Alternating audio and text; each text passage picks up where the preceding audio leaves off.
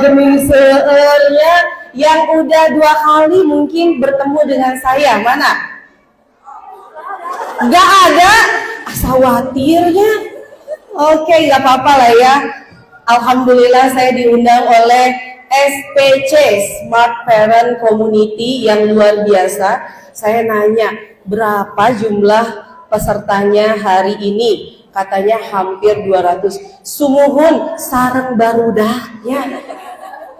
Ya, sekarang tolong follow saya dulu di Instagram Teh Indari. Sok keluarin dulu gadgetnya. Sudah follow ya? Udah pada follow? Siapa yang sudah follow? Ayo follow dulu. Ya, kalau di sana saya berdaya dengan nulis, tapi di sini ada yang berdaya dengan jualan juga. Mana yang jualan? Mana yang senang nulis? Mana yang jadi ibu rumah tangga aja? Lebih banyak ya itu. Nah, sudah oke berdaya tuh teh. Ya, boleh ya. Oke, baik. Menjaga fitrah perempuan berdaya dan tetap bahagia. Ada nggak sih ya yang ngerasa bahwa aku nggak punya waktu untuk diriku sendiri? Mana? Yang ngerasa nggak punya waktu untuk diriku sendiri? Yang nggak ngacung? Yakin. Biasanya ibu-ibu mah sumur dapur kasur, ya. Betul? Oke, yuk kita mulai dulu. Silakan. Oke, teman-teman, ibu-ibu yang luar biasa yang dirahmati Allah, perkenalkan nama saya Indari Mastuti. Saya sama kayak ibu-ibu di sini, ya. Usia saya 43 tahun. Dan juga saya memiliki 3 putra-putri. Putri pertama saya 1 SMA. Ada yang seusia saya 43 tahun? 43, oh sama. Yang kedua kelas 1 SMP. Yang kecil usianya mau 5 tahun Oktober ini. Rempong gak teh? Oh, rempong sama ya. Tapi ternyata tetap bisa produktif dan berdaya dari rumah. Ya, ini perkenalan saya mulai menulis tahun 96. Cing, mana? Ada yang tahu majalah Gadis? Saya penulis majalah Gadis, Bu. Zaman eta ya, sekarang majalah Gadis sudah hilang ya, karena sekarang sudah beralih ke zaman digitalisasi. Jadi yang tahu majalah Gadis, Anita, Aneka, Umi, Anida, Pikiran Rakyat, mana yang yang tahu? Saya penulis di sana. Ya, dan sekarang saya tetap memutuskan untuk berdaya dengan tulisan. Ya, jadi tahun 96 saya mulai menulis di berbagai media cetak. Tahun 2004 saya mulai menulis buku. Tahun 2005 saya diminta oleh Kompas Gramedia menjadi penulis. Dulu itu nulisnya tentang buku remaja. Dulu itu zamannya ada Tinlit dan Ciklit. Tinlit itu tulisan atau buku yang simpel banget dibaca oleh anak remaja. Ya, Tinlit. Niche marketnya adalah remaja, dan saya menulis di sana. Yang saya tulis cerita tentang keseharian saya waktu zaman SMA. Zaman SMA ditulis pada saat usia saya 25 tahun. Ngasilin cuan, Bu. Ya, di majalah Gadis saya dapat 150.000 saat keluar atau dimuat di majalah Gadis. Di PM saya dapat uang 75.000 sampai 100.000 kalau cerpen atau tulisan saya dimuat di majalah PR. Jadi dari SMA sudah mulai menulis dan dapat uang dari tulisan. Nah, tahun 2007 akhirnya saya memutuskan bisnis di dunia penulisan. Tahun 2010 saya memutuskan membina ibu-ibu yang mau jadi penulis. Ya, jadi di sana saya mulai online ya, kayak SPC juga kayaknya online ya. 2 bulan sekali saja kan kita ketemu di sini ya, offline. online melalui Facebook. Saya masih ingat ada satu ibu-ibu, beliau adalah seorang crafter dari Tangerang, menulis buku tentang dunia crafter, cara bikin bros, ya, cara bikin hantaran pengantin. Masya Allah Bu, waktu itu tahun 2011 beliau sudah mulai nyampe penghasilan bulanannya dari nulis 10 juta per bulan. Dari nulis Bu, ingat, kalau kita suka dan kita mau, bisa dari apapun juga. Siapa di sini yang pengen punya penghasilan besar dari rumah? Dari rumah aja. Ya, yuk mana? Jangan malu-malu. Takut ditunjuk sama Teh Iin gitu ya. Oke, dari nulis Bu. Nanti kita akan bicara gimana caranya bisa menghasilkan uang yang besar walaupun kita tetap menjaga fitrah kita di rumah. Ya, tapi kita tetap berdaya dan bahagia. Sedih gak Bu dengar sekarang ini banyak sekali berita ada ibu membunuh anaknya? Betul? Ibu itu mulai dari ngegelantungin anaknya, meminum racun anaknya, sampai dianya sendiri yang kemudian membunuh bayi yang baru 3 minggu dilahirkan. Ternyata asal muasalnya satu Bu, unhappy mom, tidak bahagia. Dan mungkin juga ngerasa tidak ada yang mendukung katanya. Padahal ternyata dukungan terbesar untuk kita itu siapa Bu? Diri sendiri. Ada yang suka tiba-tiba bawa kasalaki jual ngomong kia, asa teu didukung ku salaki badan. Punya anak kecil, ya budak teh ya meni tengah dukung indungnya erek kreatif teh. Nyentil we terus. Ada yang kayak gitu? Enggak. Ternyata itu dukungan terbesar dari diri kita sendiri. Kalau kita sudah bisa mendukung diri kita sendiri, Masya Allah Bu, luber ya, bahagia teh luber. Apa namanya, rezeki juga bakalan luber. Karena kita sendiri yang menciptakan itu. Ya, bukan kita meminta dari orang lain yang mendatangkan rezeki kita. Setuju enggak? Masih kurang semangat. Setuju nggak? Setuju ya, kalau kita sendirilah yang akan menjadi magnet rezeki kita. Tong bae lamun salaki mawa gaji mah ieu ngan setengah gaji teh ayeuna perusahaan keur payeuit papah bobona di luar. Astagfirullah. Ya, jangan. Karena rezeki itu ternyata kita yang jadi magnet. Saya beberapa waktu ini lagi belajar ya sama Pak Ustadz Nasrullah ya, magnet rezeki Bu. Jangan-jangan rezeki keluarga kita itu kita sendiri yang menahan. Jol salakinya teh datang bawa gaji cuma 50% dari gaji biasanya. Anu disalahkeun saha? Perusahaanna.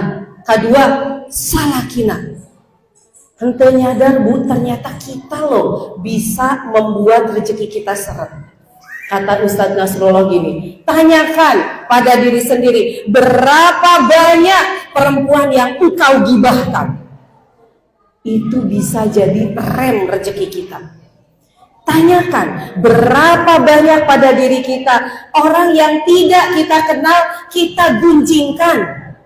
Jadi contoh salah satunya, anu keribut mah Lesti Bilar, urang sarua posting-posting di Facebook. Sahatah, lu waktu itu Lesti Bilar ikutan posting di Facebook. Ternyata katanya itu bisa menahan rezeki kita. Masya Allah ya, luar biasa ya. Saya belajar banget dari beliau itu, bagaimana caranya memunculkan magnet rezeki, dan itu dimulai dari diri kita sendiri. 16 tahun saya memulai bisnis tahun 2007 dan sampai sekarang masih berbisnis yang sama, dunia penulisan. Ya, dan alhamdulillah dari tahun 2010 saya mendapatkan penghargaan yang pertama dari Perempuan Inspiratif Nova. kemudian dari majalah Femina dari Kartini, dan yang terakhir menjadi finalis dari Mary Riana Entrepreneur Award. Mudah-mudahan ibu-ibu tambah semangat ya. Ya, nanti bisa berbagi dengan ibu-ibu yang lainnya, karena Indonesia butuh lebih banyak perempuan yang menjadi inspirator. Masih sedikit loh Bu, perempuan yang menjadi inspirator, rata-rata masih didominasi oleh laki-laki. Kenapa? Ada yang tahu kenapa? Ada yang mau ngacung kenapa? Masih sedikit perempuan yang mau tampil di depan. Ada yang mau ngacung? Mau jawab? Hah? Satu, malu. Benar bisa. Malu ya Bu? Kenapa malu? Panitia bisa bantu mic-nya? Karena yang mau bicara hari ini adalah salah satu cara berdaya. Perempuan yang mau bicara, dia akan lebih bahagia. Kenapa malu Bu? Karena tidak memiliki pengetahuan tentang public speaking. Kenapa tidak belajar? Oke, terima kasih. Oke, karena tidak memiliki pengetahuan tentang public speaking. Padahal sekarang Bu, kita ini surganya belajar. YouTube, mau belajar apa saja tinggal klik di YouTube, keluar pembelajaran. Jadi kalau saya malu tidak punya pengetahuan public speaking, kalau begitu saya akan belajar tentang public speaking. Oke, yuk dilanjut. Perempuan itu menurut ibu-ibu lemah nggak sih? Yakin. Sehari dia lu tukang mewek. Kita sendiri loh yang sering bilang, aku mah dah rapuh, aku mah lemah, aku udah ayah mah kuat, aku udah laki-laki, mun pasea gitu ya. Seolah-olah bahwa kita itu adalah perempuan lemah. Enggak Bu, kita itu perempuan itu adalah makhluk yang paling fleksibel. Ya, dia itu bisa kesini, bisa kesana, bisa menukik, bisa ngapain aja. Luar biasa. Ada yang pernah bilang kayak gini, aku tuh melemah karena aku adalah tulang rusuk yang menjadi tulang punggung. Langsung dia merasa begitu remuknya. Padahal enggak Bu, lihat. Secara fisik, betul, kita itu lemah. Ya, kecuali kalau ibu-ibu mau belajar jadi Bina Ragawati ya, pasti kuat ya. Secara fisik kita pasti kalah ya. Tapi kalau kita cerdas, kita bisa mengalahkan yang kuat sekalipun. Makanya kalau mau cerdas, gimana Bu kalau mau cerdas? Coba ngacung, mana? Yang pakai baju biru. Kalau mau cerdas gimana? Tolong bantu mic-nya, panitia cepet ya. Coba kalau mau cerdas mau gimana Bu? Itu yang biru. Menuntut ilmu. Iya, sekarang menuntut ilmu apa yang dilakukan oleh Ibu? Yang mengikuti kajian-kajian, terus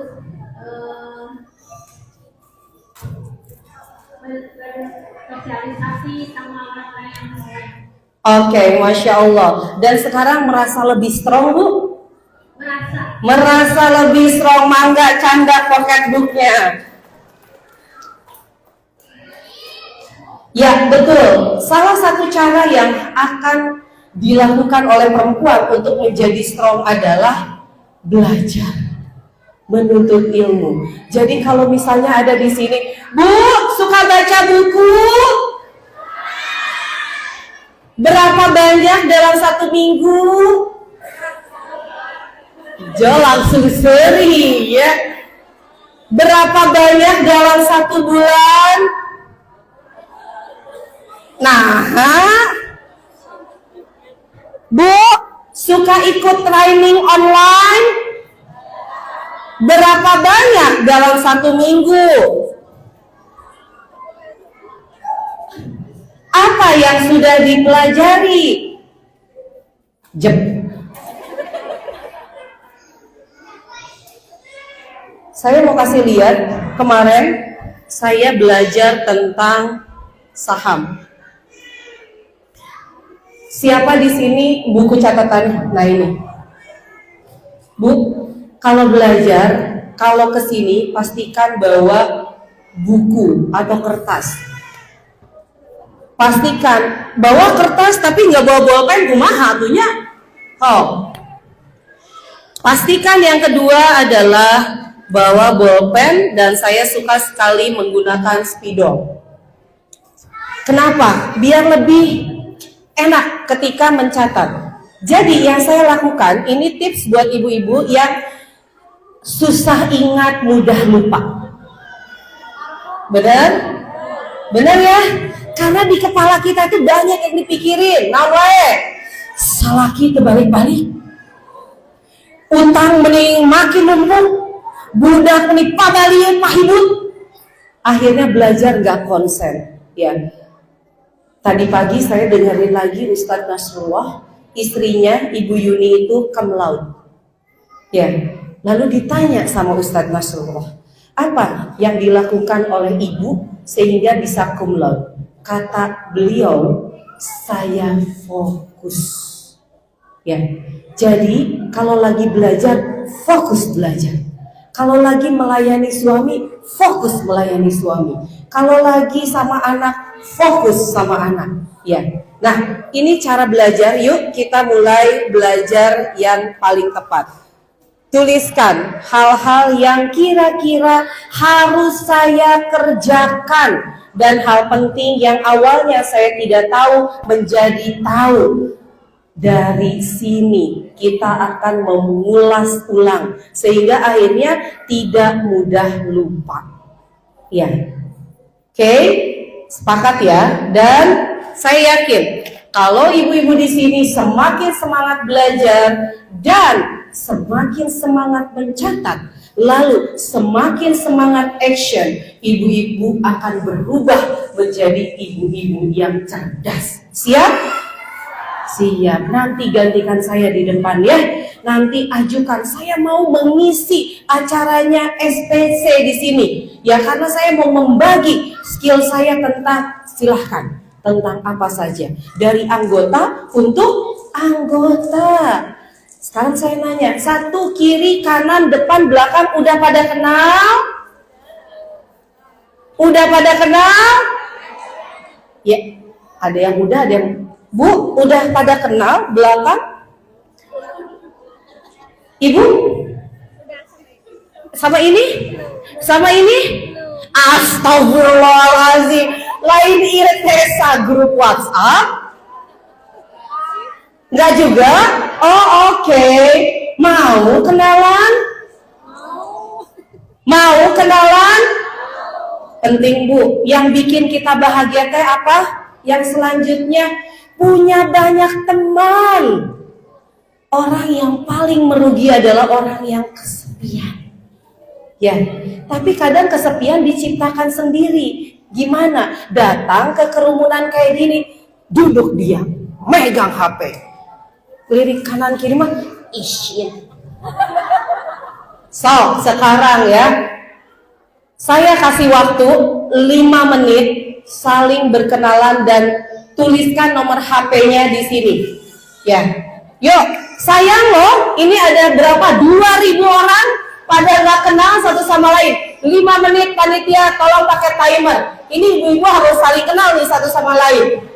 Kita mulai dari sekarang 5 menit. Ambil sebanyak-banyaknya teman di sini. Oke, supaya lebih berdaya dan bahagia. Silakan.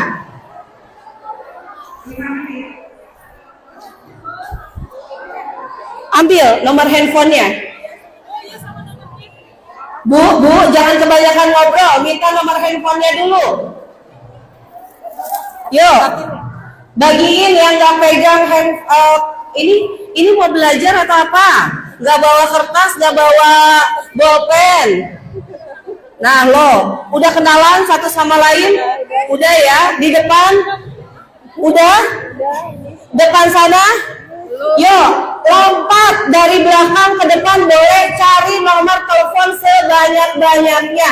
Atuh lebar Bu, danaunan ka dieu ya, balik sorangan deui. Padahal aya tetangga ya di dieu teh. Sok. Loncat yang ke depan, boleh ke belakang, yang tengah boleh ke depan. Yuk. Loncat, cari teman yang banyak. Oke, nanti kalau sudah dapat nomor kontaknya, di-save di handphone. Teh, ieu Abi sareng Neng Nia. Tadi pependak di parenting na Smart Parent Community Rabani. Gitu, cakep pisan. So, ayo kenalan dulu. 3 menit. Next slide. 3 menit lagi, stop.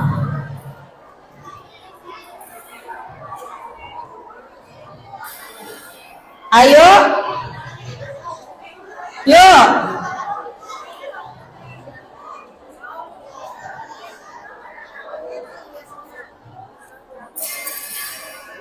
Panitia udah tahu ya semua ya panitia, boleh loh ikutan panitia. Boleh. Nah telebar gitu panitia karena sok. Tuh ada yang udah dadah itu ya. Tuh, tetangga cenah. Aya tetangga, iya bener. Tuh ya. Cing atuh culang cileng gitu ya. Ada pertemuan besok. Ayo yang banyak. Kesangan Bu, percaya deh. Ya. Berapa menit lagi panitia? 2 menit lagi panitia ya. Ibu-ibu 2 menit lagi. Sok candak 100 nomor baru.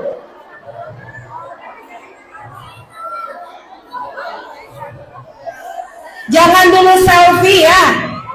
Sok. Tos. Aku lagi ngasih tulisannya. Sok. Waduh, tah keren. Sok. Ambil 100. Lari Bu. Oh, bawa anak ya. Kebelakangin udah? Kebelakangin. Oke.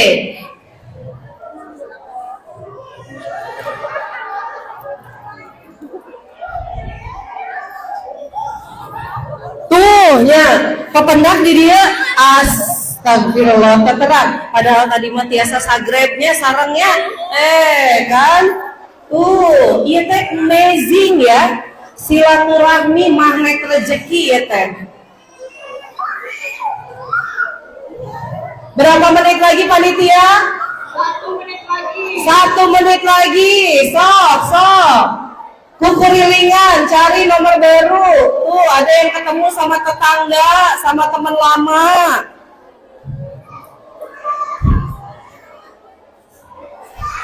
Aku terinspirasi sama ini marketing digital. Nah, sok tuh, ya. Kalau sama ibu. Sok, tukeran. Berapa detik lagi? 40 detik lagi. Panitia sudah kenal sama semua pesertanya? Alhamdulillah. Beberapa aja.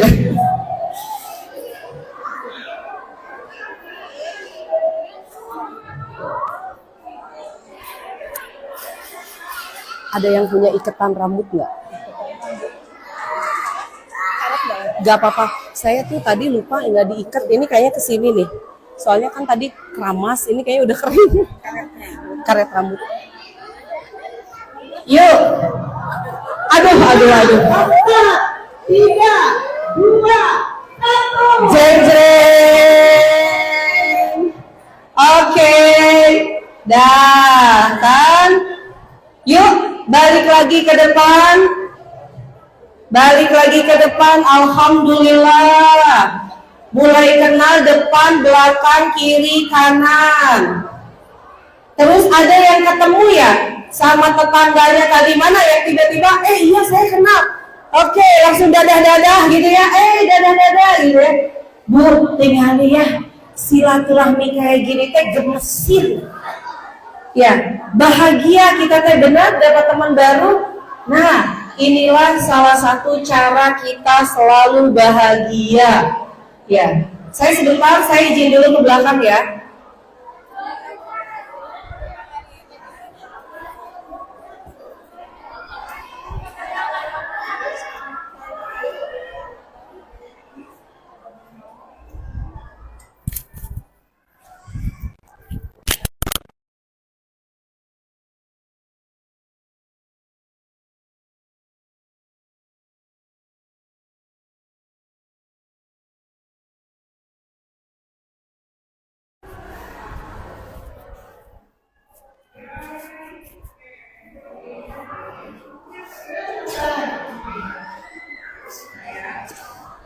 Coba ibu-ibu yang lebih dari 10. Wow. Alhamdulillah. Dalam waktu setengah jam ternyata gampang untuk mencari teman ya Bu. Mana yang lebih dari 10? Oke, yang lebih dari 10 ke depan. Saya mau kasih pocketbook. Yuk. Mana yang 10? Oke. Inilah contoh ibu-ibu bahagia nan gesit luar biasa ya. Oke. Sejak kelahiran kasihan dulu. Iya.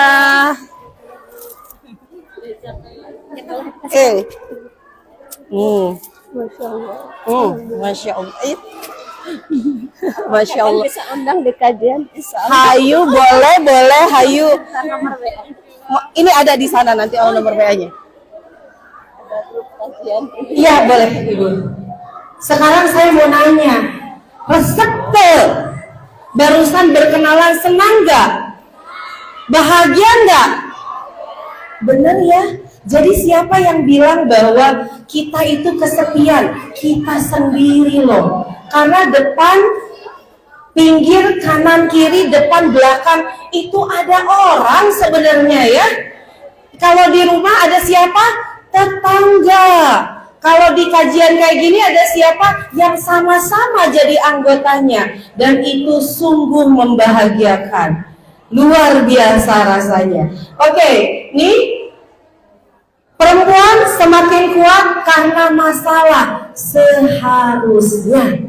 Ya, jadi kalau ada perempuan yang dia semakin rapuh karena masalah, yuk kita belajar bagaimana caranya supaya kita makin strong. Yang pertama adalah masalah itu artinya kita harus belajar, Bu. Masalah apa saja? Contoh, masalah anak kita. Kita bilang, anak saya mah Bu nakal. Itu jangan bilang anak kita nakal, tapi bilang saya belum belajar mendidik anak dengan benar. Ya Bu ya, hati-hati ketika mulut kita mengatakan suami saya menihese diatur. Ya, jangan katakan itu, karena bisa jadi kita belum belajar cara untuk berkomunikasi dengan suami. Ya, saya mah ini banyak sakit hati sama tetangga teh, sama teman banyak dihina. Jangan salah, rupanya kita belum belajar cara yang benar untuk bergaul. Jadi masalah sebetulnya adalah cara kita untuk melompat kalau kita mau belajar. Masalah keuangan, berarti kita harus belajar tentang keuangan. Masalah parenting, berarti kita harus banyak belajar tentang masalah tentang pernikahan, berarti kita harus banyak belajar tentang itu, Bu. Ya, perempuan akan strong ketika dia tidak melihat dirinya sebagai korban dari masalah, tetapi dia melihat bahwa ini cara saya bertumbuh ketika saya punya masalah. Setuju? Setuju ya? Ada yang punya masalah langsung pengennya ngurung diri, sedih. Ada? Pernah merasa seperti itu? Pernah ya? Pada saat itu kita lupa bahwa ada jutaan ilmu yang Allah siapkan untuk kita. Kita sering ngerasa kalau ada masalah, kitalah yang paling menderita sedunia, betul? Gak punya duit, kurang mapang miskin pokoknya. Punya suami kayak salaki urang rempong pokoknya. Merasa bahwa kita yang paling menderita, gak boleh. Ya, korban gak boleh. Ya, yang harus kita lakukan adalah masalah nih, saatnya saya belajar. Cing, saya mau nanya, hari ibu kesini mau ngapain? Mau belajar apa? Parenting, ya naon parenting ada loba. Mau belajar berdaya, mau belajar bahagia, nate bahagia. Jadi bingung cina saya ngejawabnya ya. Oke. Satu, belajar. Karena dari belajar kita akan ketemu solusi. Itu step pertama ya Bu. Kalau ada masalah berarti harus belajar. Kalau bermasalah dengan anak berarti belajar parenting. Bermasalah dengan suami, belajar tentang dunia pernikahan. Bermasalah dengan uang, yuk belajar. Apa nih uang banyak?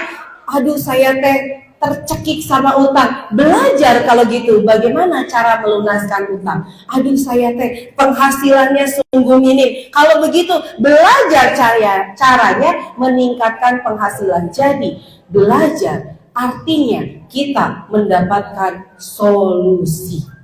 Setuju ya?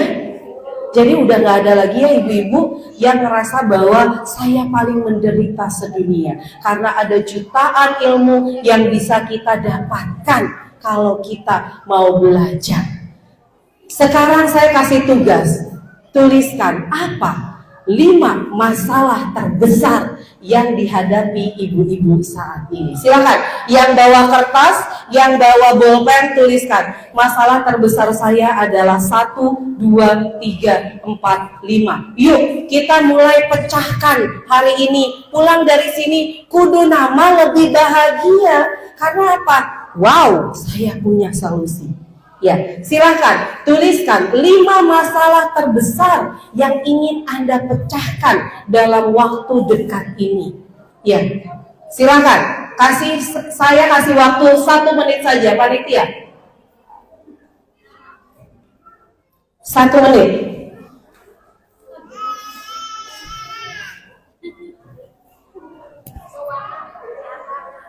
Keuangan, kesehatan anak, sok siapa yang berani untuk speak up? Kita belajar bicara di sini. Mana? Tadi mana ibu? Ibu, apa bu? Panitia punten mic-nya. Langsung lari aja panitia ya.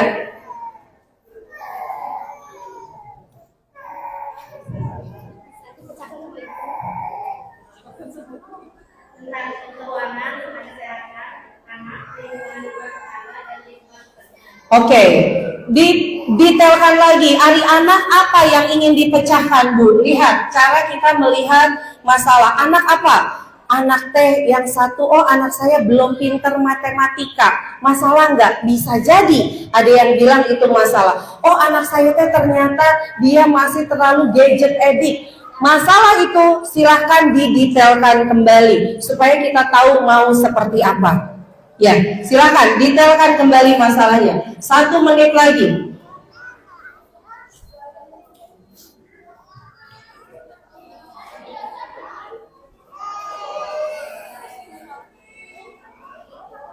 Yuk, ibu mau?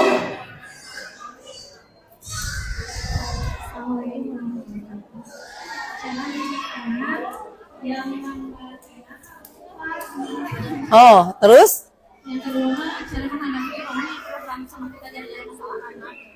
Cara apa? Menghadapi orang-orang yang Orang cuma satu orang yang pernah berada sama kita cuma gara-gara sama anak. Oke. Ya. Tadi udah ya, ini lebih detail ya. Cara menghadapi anak yang susah ingat, gampang lupa. Cing, abi ayeuna nanya ari indungna gitu tuh. Kita tuh sering begitu loh, Bu. Anak urang mah beli sebelum pisan ya. Didatangkan guru les ya. Angger we cenah hese ingat gampang pisan poho. Gak lihat ya dirinya juga gitu. Barusan ditanya hari indungna gitu, nya abi oge. Berarti kalau begitu siapa yang harus belajar dulu untuk mudah ingat dan susah lupa? Ya udah, mamah ya dibenerin. Ya itu Bu, cara paling gampang kita tahu bahwa ternyata kita tuh paling doyan ngelihat kesalahan orang lain, benar? Kesalahan anak kita dikorek-korek. Tapi pun anaknya mama dan mama oke gitu. Entah gitu sih mama teh. Kolot, gitu kolot. Jelas ada yang kayak gitu. Lihat. Ternyata masalah kita kadang-kadang asal muasalnya dari diri kita sendiri. Bu, itu satu contoh saja ya Bu ya. Bagaimana kita sering terperangkap sama masalah, padahal masalah itu kita sendiri yang bikin. Ya, karena anak potretnya adalah orang tua.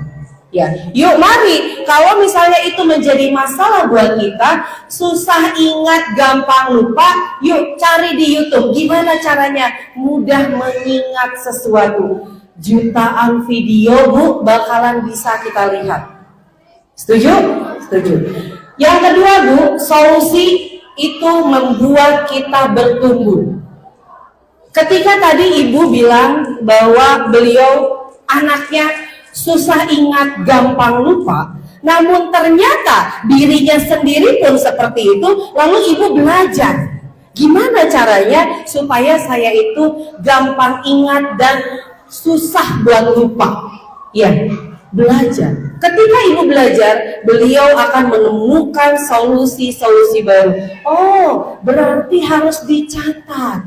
Oh, berarti harus berulang-ulang. Bahkan katanya saya pernah baca salah satu orang terkaya di dunia, dia membaca sebuah buku cara menjadi kaya itu sebanyak 247 kali diulang-ulang bukunya.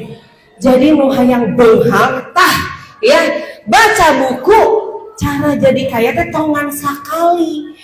Begitu sekali ditutup asa teu ngarti. Bener gak Bu? Ada kayak gitu ya? Datang ke parenting kayak gini, ayo tadi sih tadi dari ngomong ke naonnya. Karena apa? Ilmu itu harus berulang-ulang. Tapi saat kita mengulang-ulang ilmu, Masya Allah, Jol jadi pintar. Cek suami teh kita, ibu nah jadi pintar, ayeuna aja. Ya, saya baru kemarin ada kegiatan belajar saham. Ya, komunitas kami diundang ke Bursa Efek Indonesia belajar saham. Dan saya menyanggupi, oke. Dan saya senang sekali. Karena apa? Karena saya pun sebetulnya sedang belajar saham sejak Mei 2023. Jadi saya merasa, wow, bisa belajar langsung. Padahal biasanya saya hanya belajar di YouTube. Pulangnya ya saya ajak tetangga saya karena kebetulan beliau ikut, udahlah pulangnya bareng we sama saya. Laras teh muhun atuh ya satu dah tatanggi cabitanya. Bu, yang saya dengar dari tetangga saya adalah dia selalu mengatakan, saya mah da bodoh teh. Abi mah da geus kolot. Usianya 53 tahun.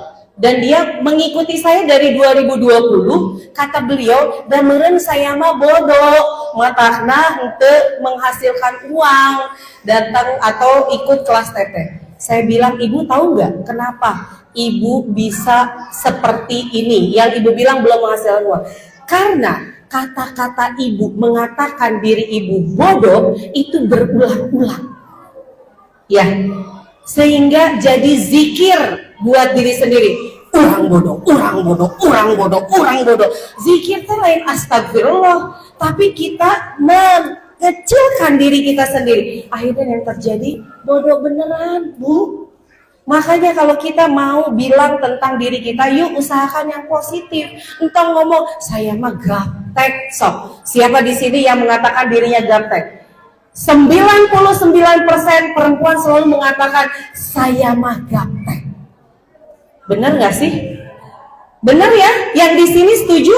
So, ibu terus saya ngomong gitu, gaptek saya mah, bener bu, saya mah gaptek tiap ngobrol. Aduh, hese ini mah gaptek salam 1 hari 1 tahun dihitung-hitung ribuan kata gaptek masuk ke dada kita. Akhirnya yang terjadi gaptek beneran bu. Masya Allah ya. Maka itulah pentingnya kita berkomunitas yang positif. Begitu ada yang bilang, teh saya mah bodoh. Ibu jangan bilang bodoh. Yuk mulai hari ini bilang bahwa saya bisa, saya yakin mampu, saya pasti oke. Bla bla bla yang positif. Itu datangnya dari mana? Bisa jadi dari teman kita yang positif. Ya, namun kia saya mah bodoh. Udah kamu mah emang bodoh. Ya, tapi kalau ada orang yang bilang gitu, sakit hati nggak? Sakit hatinya dari diri kita sendiri mengatakan diri kita berkali-kali dengan kata-kata yang negatif. Maka insya Allah bu, kalau ibu mulai belajar lalu ada solusinya, ibu akan bertumbuh lebih baik. Yang selanjutnya, kalau bertumbuh otomatis kita berdaya. Ilmunya sudah makin banyak, prakteknya sudah makin banyak, kita semakin berdaya. Setiap kejedot sama masalah, langsung kita tahu solusinya apa. Setiap kita lagi sedih, kita tahu solusinya apa. Setiap kita lagi merasa kecewa, kita tahu harus bagaimana. Karena apa? Karena saya belajar, karena kita belajar. Jadi kalau misalnya ibu ada yang saat ini ngerasa, aku teh asa tidak bahagia ya, coba tanyakan pada diri sendiri, kenapa saya harus tidak bahagia? Saya ngerasa tidak berdaya, oh mungkin karena saya kurang belajar, saya kurang baca buku. Dah ibu-ibu mah, bu, ayo baca buku, ya atuh teh waktu nak. Betul? Teh buku ti teh oge dipeser masih we diplastikan. Bu eta teh tahun sabaraha tak acan sempet. Tapi lihat ketika ketemu dengan ibu-ibu yang suka baca, perbedaannya akan kelihatan. Ya, ibu-ibu yang suka baca dia tumbuh lebih cepat. Ya, dia sangat dinamis. Kita yang melongo, nah si ibu eta pintar-pintar teuing. Heuh si ibu eta masuk maca cenah. Ai kita, ya. Mungkin untuk baca saja selalu ada jutaan alasan tidak melakukan. Ya, sok atuh insan. Ya, entang we ieu da kumaha tuh teh budak abi mah leutik keneh. Kumaha tuh teh da salaki abi mah karek baca mama hayu. Kumaha tuh teh jutaan alasan. Bu, percayalah bu, percaya sama saya. Kalau suami ibu melihat perubahan istrinya menjadi lebih pintar, cerdas, berdaya, bangga sih ya bu. Bangga dia teh, diam-diam dia memuji, aduh istri saya tehnya nu asalna jam 5, kadang jam 10 can mandi, ayeuna teh sudah tahu cara bersalat. Gelis ayeuna mah. Suatu hari bu, ini betul real story saya ngajar bapak-bapak. Saya bilang, saya lebih banyak ngajar ibu-ibu. Cek bapak-bapak teh ngomongnya, teh dari hese teh sih ngajar ibu-ibu. Nah, bapak nanya gitu, saya mah muka pikiran teh istri saya nu di rumah. Hese ngajar istri saya teh. Tah, ya, coba bayangkan betapa bangganya suami ibu ketika dia melihat perubahan istrinya itu luar biasa. Ya, yang biasanya dia jarang mandi wae aya namanya. Suaminya datang dari kantor disambut dengan merah delima bibirnya. Ya, biasa nama au cen. Yang biasanya rumahnya berantakan jadi rapi. Yang biasanya anaknya ololeho gitu ya, anaknya jadi bersih. Yang biasanya masaknya nggak enak karena udah ada YouTube jadi enak. Atau kumaha teh jatuh cinta kita teh. Betul ya? Betul nggak bu? Yuk jatuh cintalah pada orang yang sama berkali-kali. Buatlah suami ibu jatuh cinta pada orang yang sama berkali-kali. Siapa? Kita sendiri. Ya, Masya Allah. Dan Bu, percayalah, kalau ibu sudah berdaya, maka ibu bisa memberdayakan perempuan lain. Jadi, kalau ibu sudah punya solusi dari setiap masalah, ibu akan terus bergerak, ibu akan tahu pencapaiannya kemana. Yang selanjutnya adalah ibu akan punya komunitas perempuan. Kenapa? Berbagi, Bu. Ya, banyak perempuan butuh pegangan, banyak perempuan harus kita peluk, banyak perempuan butuh solusi. Siapa nanti yang akan memberikannya? Ibu. Karena ibu sudah belajar, sudah baca buku, sudah memperbaiki diri, sudah menyempurnakan setiap hari, lalu ibu harus berbagi kepada perempuan lain. Ya. Seorang leader yang baik, dia akan mulai menjadi leader yang baik untuk dirinya sendiri dulu, sebelum dia menjadi leader bagi orang lain. Ingat itu ya Bu ya. Sama Bu, anak-anak kita itu adalah, anggap aja timnya kita. Anak kita bakalan nurut kalau kita sebagai ibu menjadi leader yang oke, kata anaknya. Oke lah si mama, gue mau ngikutin. Tapi kalau ibunya tidak menjadi leader yang baik di mata anaknya nggak mau ngikutin. Percayalah.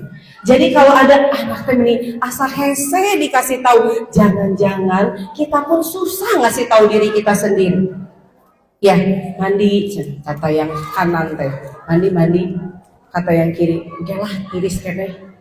Mandi, udahlah mandi aja biar kelihatan cantik. Baiklah geus kawin ieu. Ayo mandi supaya harum, mewangi, dan itu nanti bisa selfie. Kenaon lah di imahnya, udahlah daster. Gitu terus. Karena apa? Dia tidak mampu untuk menjadi leadernya sendiri sehingga berantakan. Manajemen waktu berantakan. Manajemen rumah berantakan. Manajemen anak berantakan. Awalnya dari mana? Kita berantakan memanajemeni diri sendiri. Jadi kalau ada bisikan-bisikan kayak gitu pasti ada dua. Yang satu positif, yang satu negatif. Kita mau dengerin yang mana? Atau kita mau memutuskan, ya, mau mengikuti yang mana? Oke, lanjut. Dan kemudian Bu, kenapa ada perempuan yang dia sudah berdaya, lalu dia kemudian menyatukan perempuan lemah? Karena ya begitu Bu, contoh mungkin ada survivor kanker dalam satu grup WhatsApp, ada ibu-ibu single mom dalam satu grup WhatsApp. Itu biasanya dipimpin satu single mom yang cukup berhasil memanage dirinya. Ya, ada ibu-ibu komunitas, ibu-ibu smart parenting. Berarti siapa nih pemimpinnya? Saya yakin pemimpinnya dia sudah selesai memanage ya keluarganya, sehingga dia tinggal berbagi kepada perempuan lain. Makin lama makin banyak, makin lama makin kuat, makin lama makin hebat. Ya. Siap Bu? Insya Allah siap. Ada yang ngerasa yang sama kayak dari omongin teh, siapa nama gue banget. Ada yang ngerasa gitu? Siap berubah? Siap lebih baik? Siap bikin suami jatuh cinta berkali-kali? Siap bikin anak sayang sama emaknya berkali-kali?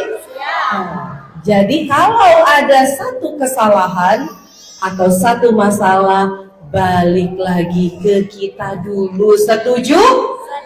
Oke, sampai sini yuk, silakan yang mau nanya. Oke, Teteh, silakan yang depan dulu. Tadi mana yang mau nanya? Ini dulu, Teteh ini. Nama, domisilinya dari mana Teh?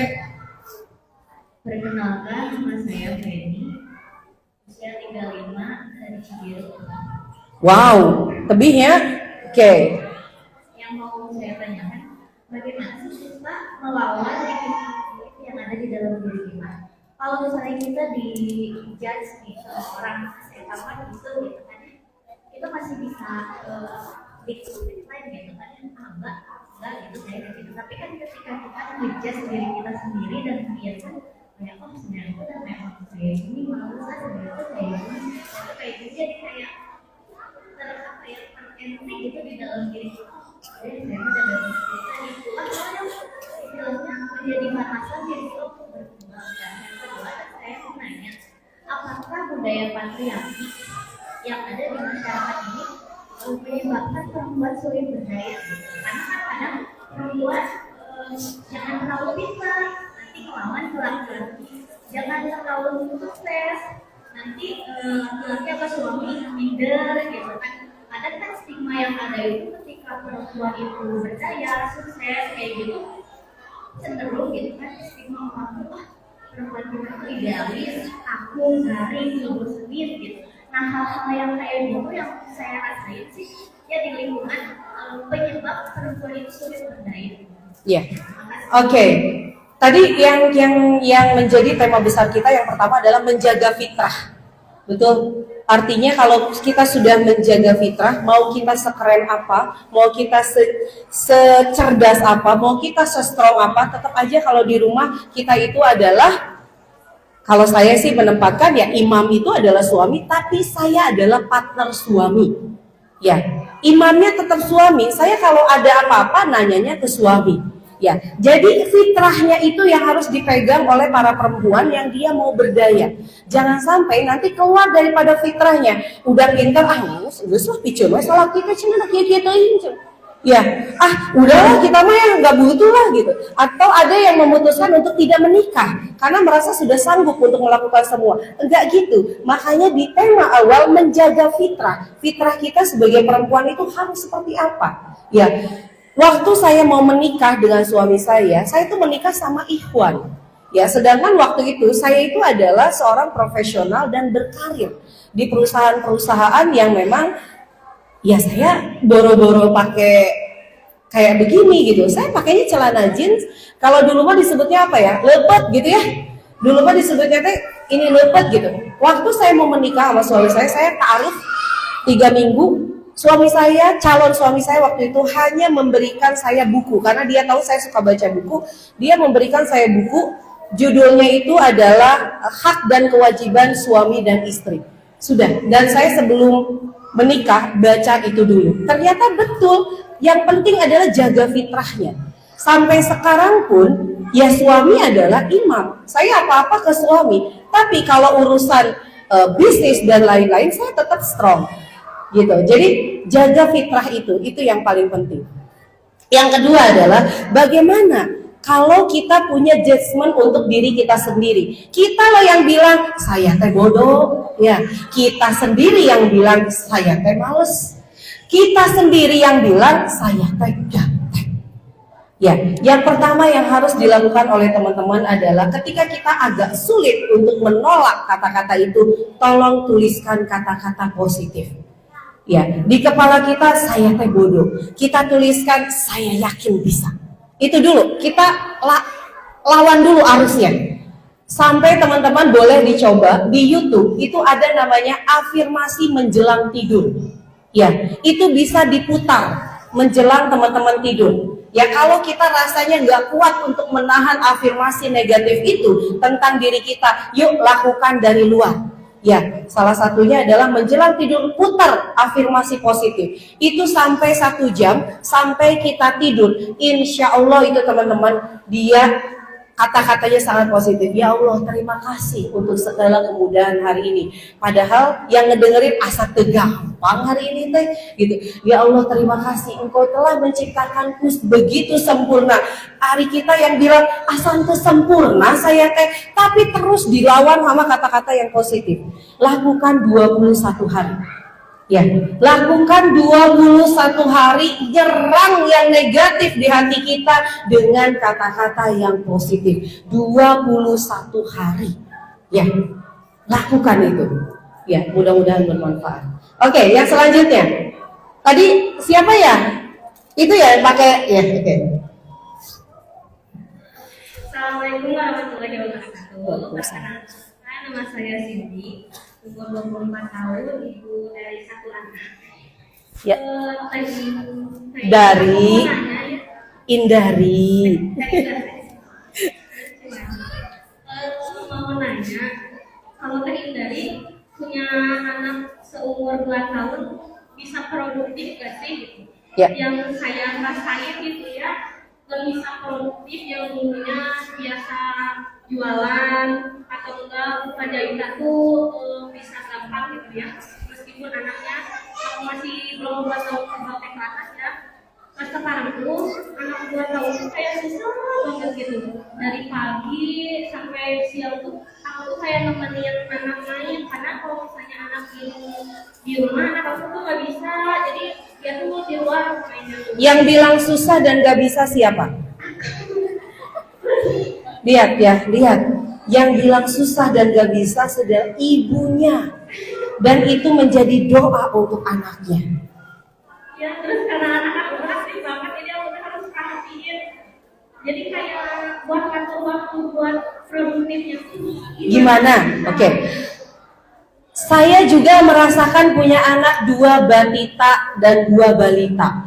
Jadi anak saya itu 1 SMA sekarang, kemudian 1 SMP, lalu yang kecil itu mau 5 tahun bulan Oktober. Jadi kalau anak yang pertama sama yang kedua itu selisihnya kan 2-3 tahun ya, hanya 3 tahun. Jadi saat dia yang satu lahir, anak saya yang pertama itu sudah 3 tahun. Membesar 5 tahun berarti 2 balita dong ya. Tapi waktu itu dan sampai sekarang pun saya tetap produktif. Gini Bu, ya ini buat kita semua. Untuk yang ada yang belum menikah di sini, mana ada yang belum menikah? Oke. Yang belum menikah deh, kita mulai dari afirmasi saat kita hamil. Ya, waktu saya hamil, ini untuk yang belum menikah. Kalau yang udah punya anak, ya nanti saya ceritakan. Waktu saya hamil, afirmasi sudah saya bentuk ketika anak di janin saya, ya masih bentuk janin. Jadi saya selalu bilang, Nanit, ya padahal saya belum tahu anak itu laki-laki atau perempuan. Anak pertama saya sudah saya panggil Nanit. Nanit, Bunda kan bisnis tuh. Jadi Nanit nanti kalau lahir, ya Nanit jadi anak baik ya, barengan sama Bunda ngerjain bisnisnya.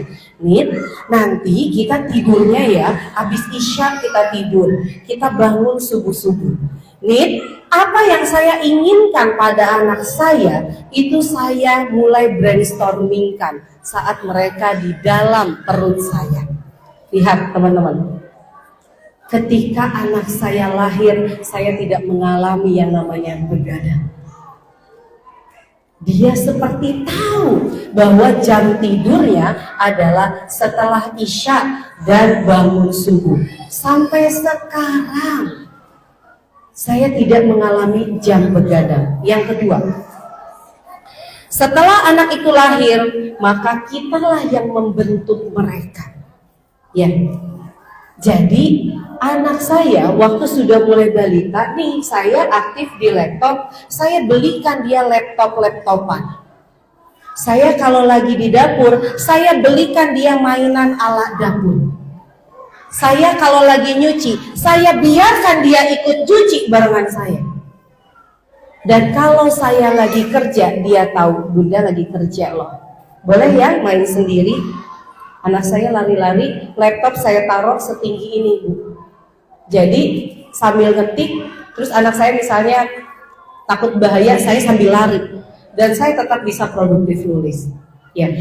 Jadi saya selalu bilang anak saya adalah partner saya. Dia tidak rumit, dia mudah dibentuk, dia akan mengikuti diri saya dan itulah yang terjadi. Tapi ketika seorang ibu bilang bahwa anak saya susah, anak saya nggak bisa, anak saya begini, itu yang akan membentuk mereka.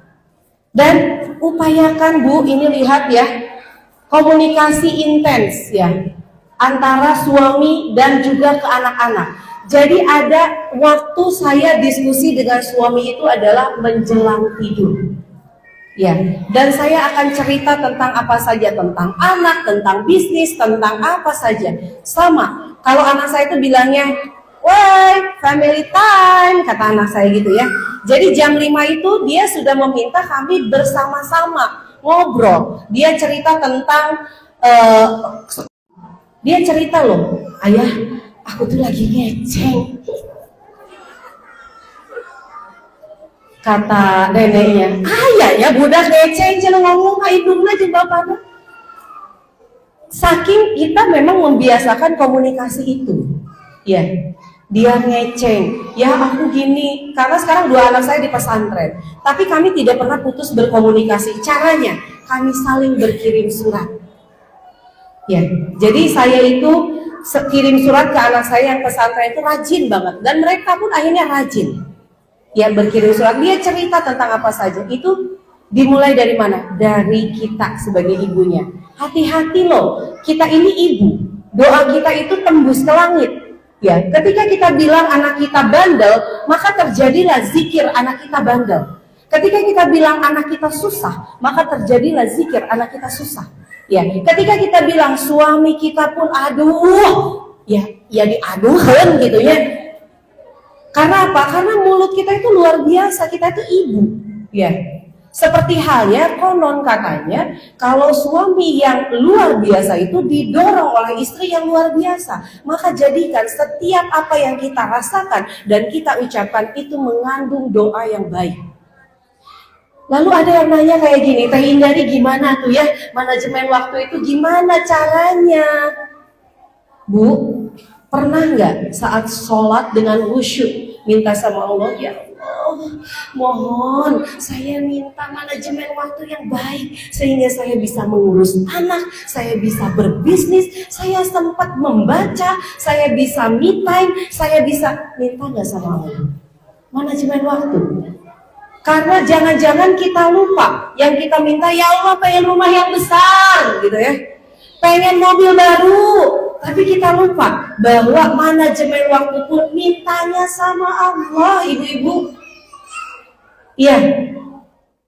Anak yang soleh minta sama Allah plus didukung sama perasaan kita, hati kita, ucapan kita kepada anak kita. Ya. Jadi begitu kita tahu bahwa ada sesuatu dengan anak saya, oh mungkin saya harus memperbaiki persepsi saya kepada anak saya. Persepsi saya kepada diri saya sendiri dan persepsi saya kepada suami. Persepsi saya kepada tetangga. Ya, tetangga teh meninggal yang peduli. Ayo kita mulai. Semua tetangga saya adalah orang baik. Ya. Saya peduli kepada mereka. Yuk kita mulai dari diri kita dulu. Saya peduli kepada mereka, maka mereka akan peduli kepada kita. Kalau mereka tidak peduli, mungkin kita pun belum punya kepedulian kepada mereka. Tidak mudah mengubah orang lain, tapi akan lebih mudah kita mengubah persepsi kita terhadap orang lain. Ya, insya Allah, gitu ya. Kayaknya Teteh masih muda ya. Ya, berapa usianya? 24? Masya Allah, 24, saya mau belum nikah. Ya, saya menikah usia 27 tahun. Ya, mantap. Yang tadi bertanya, tolong dong berikan pocket booknya. Oke, siapa tadi yang mau nanya lagi? Aduh panitia, tolong nih sama panitia ya. Siapa tuh? Yang mana dulu?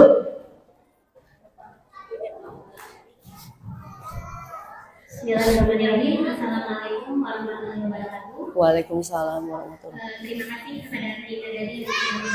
Indari. Indari. Perkenalkan saya Lia dari Cimahi. Wow. Ya, dari Barat, yang paling barat. Ingin bertanya, kebetulan hobi saya itu menulis. Dan sudah punya komunitas bersama guru-guru di Kecamatan Cimahi.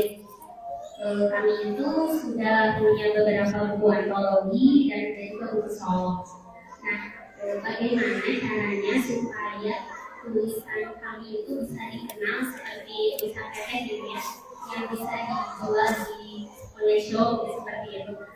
Jadi hanya sekitaran kami saja gitu, baru seperti itu saja bisa berkembang. Seperti itu saja pertanyaan saya. Oke. Nuhun, udah nulis, alhamdulillah luar biasa. Dan pertanyaan ini cukup banyak ya. Saya sudah menulis tapi belum menghasilkan uang, betul? Nulis gitu ya. tapi duitnya belum ada. Pertanyaan saya cuma satu, sudahkah tulisan tersebut dikelola sebagai bisnis? Nah, kalau belum dikelola, mana bisa jadi duit kalau begitu? Ya, jadi begini ibu-ibu, tulisan kita, buku kita, anggaplah itu adalah produk kita. Kalau kita adalah online shop, maka anggaplah kita punya produk buku untuk kita jual. Maka perlakukanlah buku itu seolah-olah Anda sedang menjual khimar, Anda sedang menjual makanan, Anda sedang menjual apapun. Yang biasanya itu terlihat, kalau ibu-ibu itu kan kue, baju kayak gitu ya, tiba-tiba ada yang jualan buku, ya sama, buku pun harus seperti itu diperlakukannya. Online shop, gimana caranya jualan buku? Ya pernah dipromosikan gak tiap hari, diposting gak tiap hari, dibikin konten gak tiap hari, diperkenalkan gak tiap hari. Nah itu, pertanyaan itu balik lagi ke kita. Kalau misalnya bukunya pengen dijual, maka perlakukan buku itu adalah produk yang akan dijual. Ya, dibikin kulwanya misalnya, dibikin flyernya, kemudian dibikin promonya, dan itu dilakukan sampai ketemu, oh begini cara jualan buku. Ya, lakukan itu ya. Oke, silakan. Ini di sayap ini nggak ada yang nanya. Oh ini sayap ini dulu, bentar ya, ini udah banyak nih 3. Berikan pocketbooknya ya. Silakan Bu. Yuk, yang di sini selain ibu siapa yang mau nanya lagi? Ya, oke, 2 ya dari sayap sini. Bismillahirrahmanirrahim. Assalamualaikum warahmatullahi wabarakatuh. Waalaikumsalam. Masya Allah, jadilah ilmunya subhanallah tabarakallah. Ini saya punya satu tanggapan dan satu pertanyaan. Nama saya Ibu Astuti dari Pancabintang Bogor.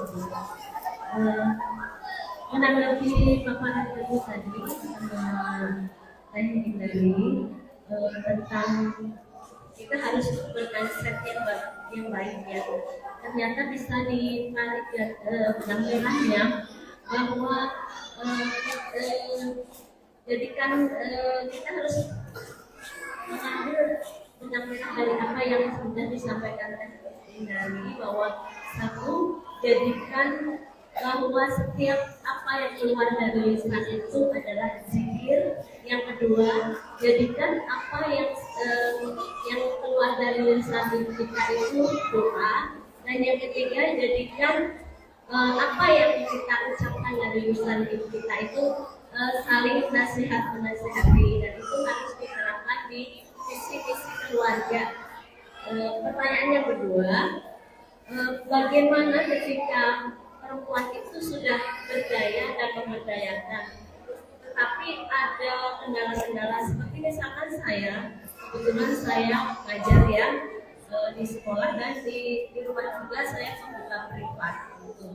Tetapi mungkin waktu saya, intensitas waktu saya itu banyak murid-murid ya, karena dari mulai jam 3 dan sampai jam malam itu yang sifatnya. Nah kadang anak-anak itu protes, ibu kapan waktunya buat aku? Orang lain kok dibelajarin terus, sedangkan saya tidak. Padahal saya itu menerapkan, jadi ketika ada murid-murid lain, anak-anak saya sediain buku masing-masing gitu yang terserah dia mau ikuti. Kan kadang les privatnya itu kalau di rumah itu nggak sama ya, ada yang SD, ada yang SMP, ada yang SMA. Nah ketika pas yang SMP dia belajar masih SD gitu kan, dia suka protes seperti itu, sedangkan saya pun harus menjaga amanah-amanah yang dititipkan orang tua. Nah, gimana solusinya, mohon penjelasannya. Oke. Terima kasih. Wassalamualaikum warahmatullahi wabarakatuh. Waalaikumsalam warahmatullahi wabarakatuh. Ini pertanyaannya, saya akan lanjutkan ke materi ya. Ini tetap menjaga fitrah. Ini adalah mungkin salah satu kegelisahan juga yang dialami oleh ibu ya. Jadi sudah aktif, sudah berdaya, tapi malah dari anak-anaknya bertanya, ayo waktu ibu untuk saya kapan? Ya, karena ibu banyak sekali kegiatan apa sosialnya, atau misalnya kegiatan apalah ya. Nah ini Bu, tips menjaga fitrah. Yang pertama adalah paham hak dan kewajiban. Ini satu hal yang menggelitik buat saya. Saya kan banyak sekali ngajarin ibu-ibu untuk berbisnis. Sehingga akhirnya mereka membangun bisnis dari rumah. Tahu nggak Bu? Sekarang ini banyak sekali protes dari suami untuk ibu-ibu yang berbisnis. Kenapa? Teh, istri saya pegang gadget terus. Rumah saya berantakan, bahkan gak sempat masak karena bisnis.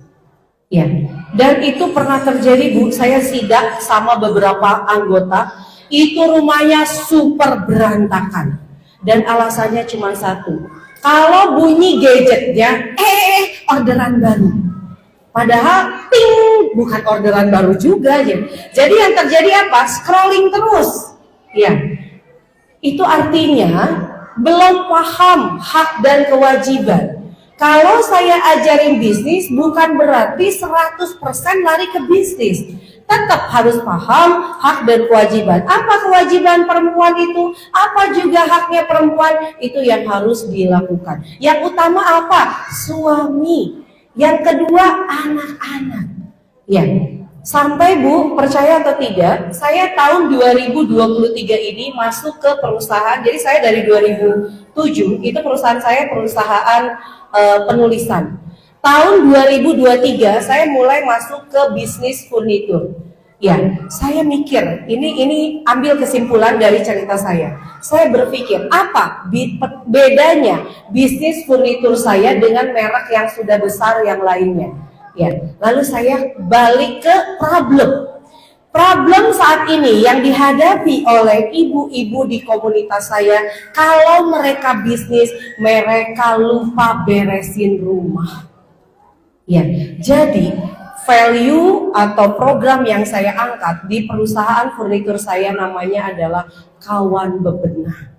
Kawan bebenah itu apa? Saya diundang oleh ibu-ibu datang ke rumahnya, merapihkan rumahnya, memilah atau decluttering di rumahnya, lalu mencocokkan furnitur yang tepat sesuai dengan karakter daripada pemilik rumah. Contoh, pemilik rumah yang anak-anaknya sudah pada kuliah beda loh dengan pemilik rumah yang anak-anaknya masih balita.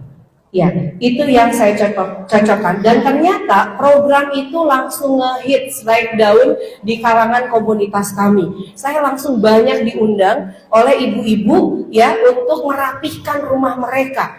Teteh, saya cocoknya kayak gimana? Dan saya dibilangnya rumah saya berantakan. Ya, sampai suaminya ada yang memohon-mohon, aduh, teh dari kumaha atunya ieu teh di pabalataki rumah tuh. Ada rumah yang sangat besar, debunya sampai segini. Karpet. Gak punya pembantu, alasannya karena gak punya pembantu. Dan salah satu solusi yang saya berikan, rumah ini tidak boleh ada karpet. Ya, klasifikasi dan lain. Sampai setiap saya selesai bebenah rumah Bu, percaya atau tidak, sampahnya bisa 2 bak mobil. Ya, karena apa? Ternyata ya ibu-ibu ini senang membeli, susah menyedekahkan. Baju tara rumpuk, dipakai nama bisa tahun depan. Mau dikasihin asal lebar gitu ya. Itu Bu bisa 2 bak. Furnitur yang misalnya meja nih patah satu kakinya, lalu kemudian nyadar mau dikasihin ke siapa gitu. Mau dibuang kemana? Akhirnya setiap saya selesai membenahi rumah orang, sampahnya bisa berbak-bak, bisa 2 bak. Ya. Nah itulah ya yang dimaksud dengan hak dan kewajiban, lalu kemudian dikaitkan dengan, dan tetap Bu, mau ibu sesibuk apapun itu kita harus paham kewajiban kita apa. Yang kedua, komunikasi dengan suami. Ya, kalau kita mau bertanya tentang keluarga kita, tentang diri kita, tentang apa yang kita lakukan harusnya bagaimana, sebetulnya pertanyaan pertama itu harus dilontarkan bukan ke orang lain, tapi ke suami kita. Ya, berat mau ngomong teh ya. Ayah, kalau kekurangan saya apa? Pernah nanya seperti itu ke suami? Pernah ya? Belum ya? Kayaknya banyak yang belum pernah. Saking takut ditanya kekurangan saya, suami juga nggak beredel. Betul? Jadi kita gini, ibu nanya ke saya nggak tahu keluarganya ibu kumaha, anak ibu nggak tahu, keseharian ibu nggak tahu, yang paling tahu siapa? Suami dan anak. Ibu kan bisa bilang gini, aduh teh saya masak udah, ini udah, cuman jam 3 sampai jam 9 saya ngajar. Ari cek anaknya, enggak gitu kok. Si mama sampai jam 3 oke riwah di gadget kan nggak tahu. Maka pertanyaan kita paling pertama ketika kita mau memperbaiki diri itu harus sama suami kita. Ya, kekurangan saya apa? Bun, kayaknya bunda gini. Dengerin toh. Ya, kekurangan saya apa? Bun, kayaknya bunda malam toh tidur yang habis. Dengarkan, itu teh curcol gitu ya. Sama, itu selalu saya lakukan dengan suami saya setiap akhir tahun. Jadi akhir tahun tubuh menuju di tahun baru, saya dan suami itu pegang masing-masing satu kertas.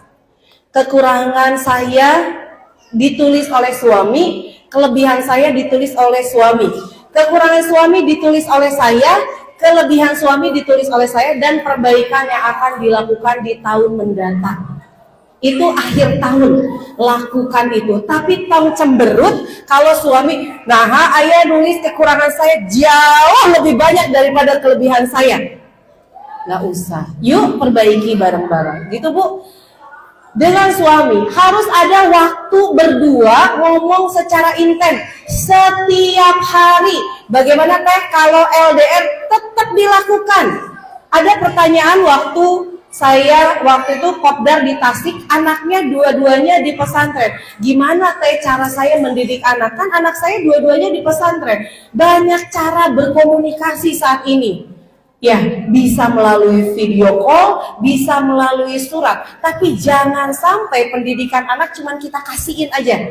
Jangan sampai suami kita ada kita tapi nggak pernah ngobrol sama sekali.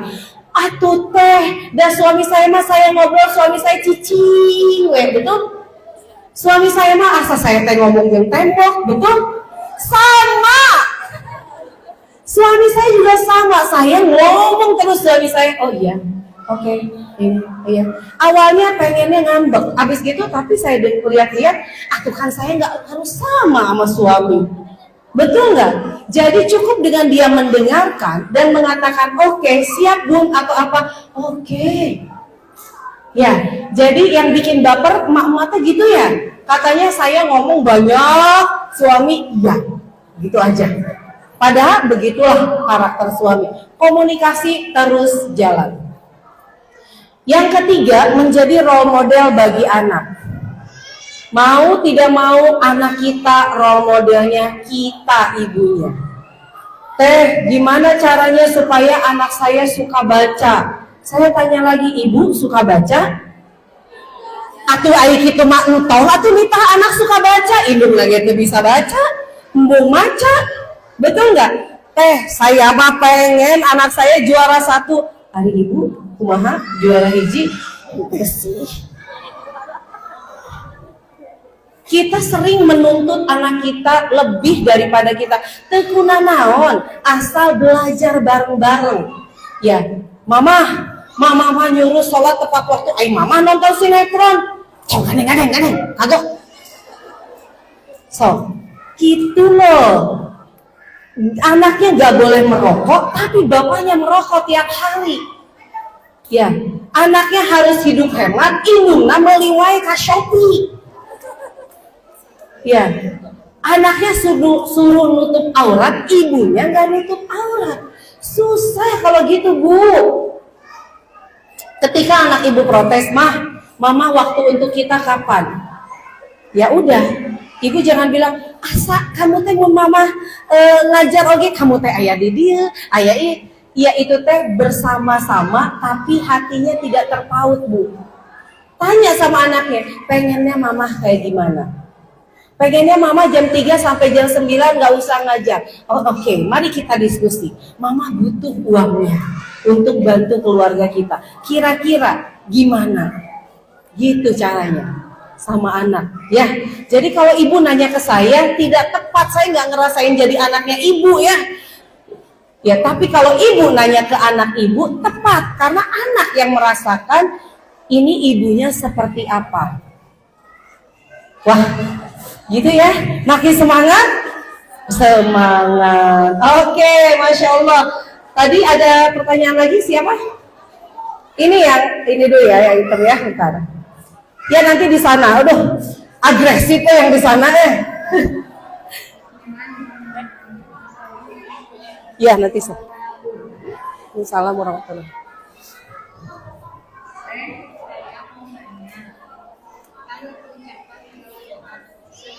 yang diucapkan harus positif.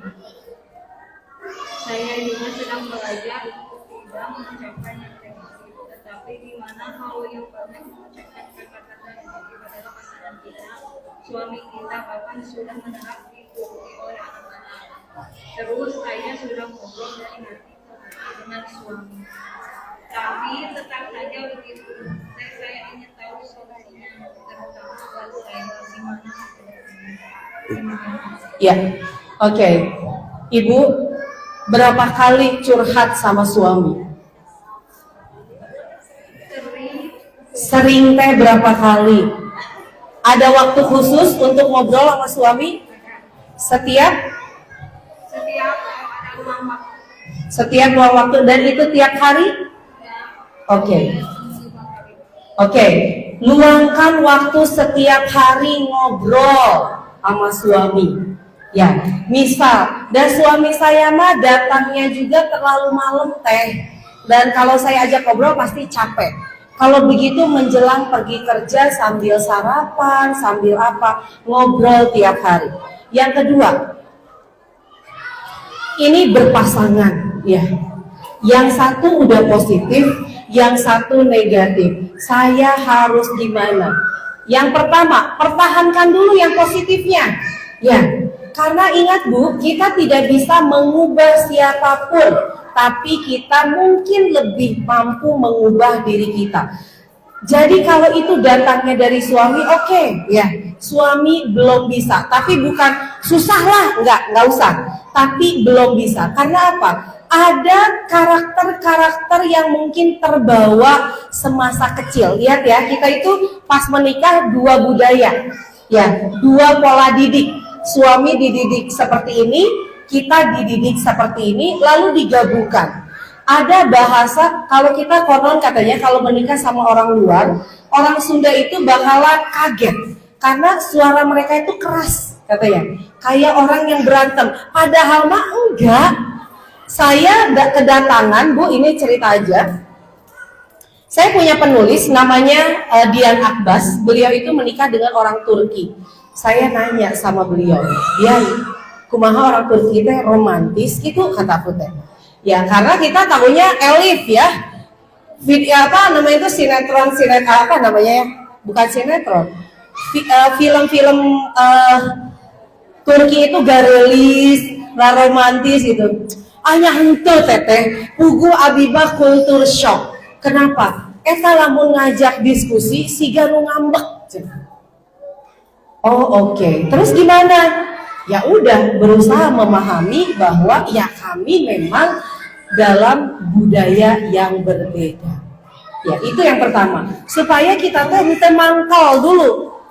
Memaklumi itu adalah cara kita untuk lebih lebih tenang menghadapi setiap perbedaan. Memahami. Yang selanjutnya adalah komunikasi dengan anak. Ya, jadi iya masih belum bisa nih ngomongnya masih negatif. Kalau kita bempernya ibunya, nah memang ayah seperti itu, tapi kamu jangan ngikutin ya. Jadi jangan sampai si ibunya malah si ayah mah gitu ya, jadi ngagibah jeung budakna gitu ya. Jangan, anak harus tahu bahwa ini ibunya itu melindungi dia dan juga melindungi ayahnya sebetulnya. Karena rasa hormat ibu kepada siapapun ayahnya itu menjadi pembelajaran yang baik untuk anaknya. Yang selanjutnya Bu, intensitas komunikasi terus dilakukan. Terus jangan habis kesabaran. Gak ada yang namanya itu sabar kita terbatas, itu gak ada. Memang kita itu harus sabar tak terbatas, setuju nggak?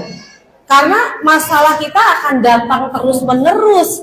Ya, maka kalau kita punya sabarnya yang tidak terbatas, kita selalu siap dengan masalah apapun yang terjadi, baik itu datang dari luar ataupun dari dalam keluarga kita sendiri. Lanjut, ya, lanjutkan perjuangannya Bu. Dan untuk perempuan yang mungkin sekarang ngerasa pasangan saya belum sesuai dengan syariah, maka Anda sudah dipilih oleh Allah sebagai pejuang. Ya, pejuang siapa? Pejuang keluarga.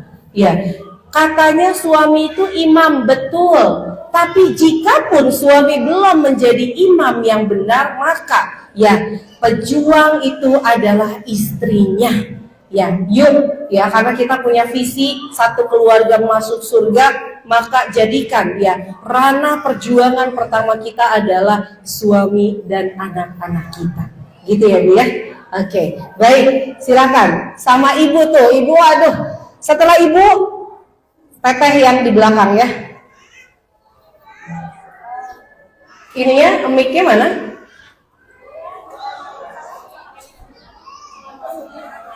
Bentar Bu, biar kedengaran sama temennya.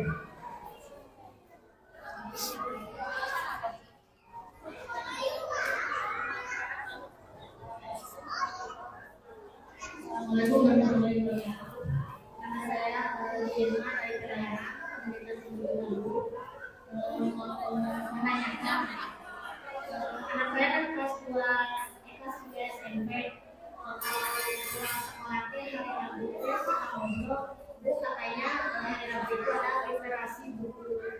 Maksudnya apa gitu ya kan, literasi itu hanya kalau kita maksud saya nanyain kapan waktunya kita pelajar gitu ya, karena saya kerja waktu untuk yang baik literasi buku, manajemen waktu untuk baca buku. Oke, kapan waktu yang tepat untuk saya? Ada yang mungkin pekaryawan, ada yang ibu rumah tangga, ada yang juga guru. Waktu yang tepat untuk diri kita, tanya ke diri kita. Bu, misal ada yang dia membaca bukunya itu kalau lagi makan siang. Ya, jadi jam 12 sampai jam 1 itu jam makan siang, sholat di kantor misalnya sebagai karyawan. Ya udahlah, saya selipin 10 menit aja saya baca buku. Itu tepat buat beliau. Ya. Untuk ibu rumah tangga, oh saya baca bukunya udah deh pas anak-anak saya belum bangun tidur. Ya, ya udah. Berarti saya anak-anak bangunnya jam 5 subuh, saya baca habis sholat subuh lah 10 menit. Ya, jadi waktu yang tepat kita yang mengatur. Kalau saya yang mengatur jelas tidak tepat. Karena sudah pasti saya dan ibu berbeda. Jadi ibu yang memutuskan itu. Apa sih literasi? Literasi itu mengenal lebih dalam, mengenali, ya memahami. Ada literasi keuangan, ada literasi sains, ada literasi banyak sekali, betul. Literasi budaya, ya itu artinya kita harus belajar lebih paham terkait dengan itu. Jadi kalau misalnya anak ibu datang, Bu, setiap hari Rabu itu sebenarnya ada literasi buku, minimal baca buku, kemudian maksimalnya adalah memahami isi buku. Ya, jadi misalnya, Nak baca buku ini, nanti ceritakan ke ibu isinya apa ya Nak, itu juga bisa. Ya, kapan waktu yang tepat, atur sama anak. Misal anak tanya sama anak kita, kira-kira Nak kita mau baca bareng dan memahami bareng jam berapa? Putuskan bersama dan mulai konsisten melakukannya. Siap ya Bu ya? Oke, Teh.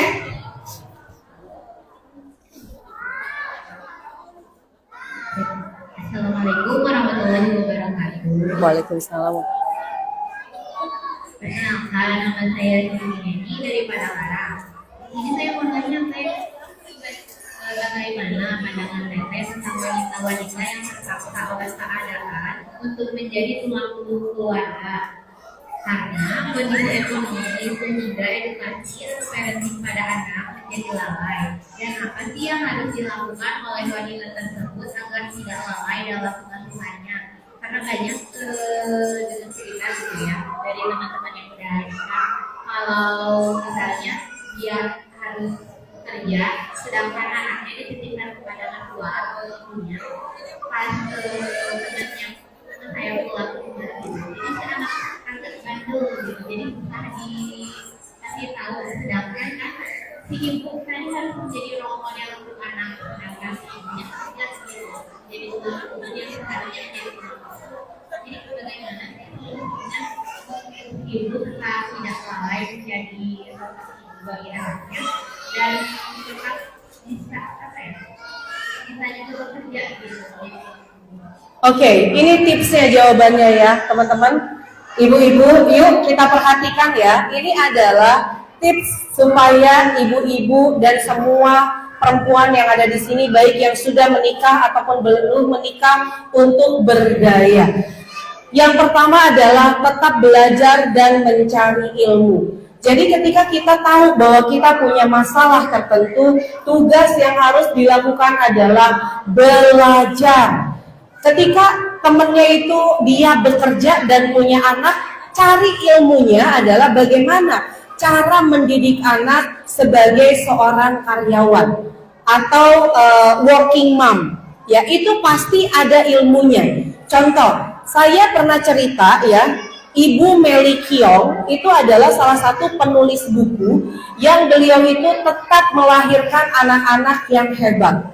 Ya, anak-anak yang dia dampingi hanya melalui secari kertas surat. Ya, jadi Ibu Meli Kiong itu adalah seorang karyawan, seorang wanita karir di ibu kota, dan dia menceritakan ya bagaimana cara dia mendidik anak. Setiap hari dia menyiapkan surat untuk anaknya. Ya, jadi dia berangkat itu sebelum anaknya bangun. Ya, sarapan itu anaknya udah nggak ditemani Ibu Meli, katanya begitu. Ya, malam itu dia pulangnya itu anaknya udah pada istirahat. Ya, jarang banget ya, paling cuma hari libur aja. Jadi dia membuat surat buat anaknya. Saat di meja makan, suratnya sudah disimpan dan anaknya membuka. Nah, selamat sarapan, sarapan yang banyak supaya kamu kuat saat di sekolah. Ketika dia sampai di sekolah, anaknya membuka tas, ada surat dari ibunya, selamat belajar ya nak, ibu tidak bisa menemani belajar. Terus seperti itu bertahun-tahun ya selama beliau berkarir dan anaknya menjadi anak-anak yang hebat. Itu yang dinamakan bahwa mendidik anak tidak harus kita itu ada secara fisik saja. Ya, tapi bagaimana ada ilmunya. Ya, contoh lagi, ketika anak dititipkan kepada mertua, harus ada clue-nya. Ya, di mertua itu harus seperti apa? Nak, jangan lupa ya mandi jam sekian. Itu tertulis. Ya, nak, jangan lupa ngaji jam sekian. Itu tertulis. Artinya anak itu merasakan ibunya tidak ada, tapi nyawanya ada di sini. Demikian juga ibu-ibu, percayalah. Ibu-ibu yang punya asisten rumah tangga, kalau asisten rumah tangga plung masuk, dia bakalan nggak tahu mau ngapain, betul nggak? Walaupun rumah itu berantakan, dia nggak tahu. Pasti yang dibutuhkan oleh asisten itu adalah SOP-nya. Kerjanya saya apa aja, sama anak kita seperti itu, dan itu kita butuh ilmu. Ya. Yang kedua adalah eksplorasi diri, Bu. Jangan takut mengeksplor diri. Sudah belajar, akan ada ilmu baru. Setelah ada ilmu baru, kita jadi kepikiran melakukan sesuatu yang baru. Kalau kita mau melakukan sesuatu yang baru, hilangkan kata-kata takut gagal, khawatir orang nggak suka, dan lain-lain. Ya, yang negatif hilangkan. Kita explore aja. Ya, jadi setiap kita mau melakukan sesuatu yang baru, ya kita lakukan saja. Apalagi kita udah tahu ilmunya. Ibu datang ke sini, lalu kemudian sudah mulai mencatat, lalu kemudian muncul ide-ide baru. Oh ya, saya mah di rumah mau ada petunjuk untuk anak, di kamar anak mau ditaruh, nak jangan lupa jam 8 sudah harus tidur. Gadgetnya disimpan ya, ditulis sama kita. nanti anak saya meren terganggu kalau kayak begitu. Enggak, lakukan aja dulu ya. Nah, itu namanya eksplorasi diri. Kemudian yang ketiga, memiliki target jangka pendek, target jangka menengah, dan target jangka panjang. Saya tadi pagi ngobrol sama Teh Eni ya, Teh Eni ya, mana Teh Eni? Ya, oh ya, saya bilang boleh nggak saya dimasukkan ke dalam grupnya STC gitu ya di ini. Nanti saya akan memperlihatkan saya itu punya target jangka pendek, jangka menengah, jangka panjang. Jadi saya tuh bikin planning sampai 2032. Di tahun 2032 saya sudah menuliskan bahwa anak saya yang pertama sudah memegang perusahaan yang satu. Anak saya yang kedua sudah memegang perusahaan saya yang kedua. Anak saya lihat dong, wah Bun, apa aku nggak terlalu muda gantiin Bunda? Dia udah tahu. Saya bilang masih ada 10 tahun lagi kamu sampai ke sana. Itu adalah target. Tahun ini targetnya apa? Tahun depan targetnya apa? Sampai 10 tahun itu sudah ada targetnya. Ada yang sudah bikin kayak begitu nggak? Belum ya? Yuk nanti kapan-kapan bikin lagi acara, bikin dream board namanya. Ibu memplanning sampai 10 tahun ke depan saya mau ngapain? Ya, jangan cuma oh iya saya mah pokoknya yang penting kaya dan masuk surga. Jangan gitu. Tetap ada planningnya mau ngapain gitu. Ya, contoh lagi Bu, anak saya yang kecil itu usianya nanti Oktober 5 tahun. Dari sekarang saya udah bilang, kan dia nanya, perusahaan saya apa? Karena kakaknya udah megang perusahaan saya yang pertama, yang kedua megang perusahaan kedua. Saya bilang, nanti kamu punya perusahaan namanya Aisyah Investment Company. Apa itu? Kata dia itu ya. Itu nanti adalah perusahaan yang akan berinvestasi. Itu sebabnya saya sekarang belajar tentang saham.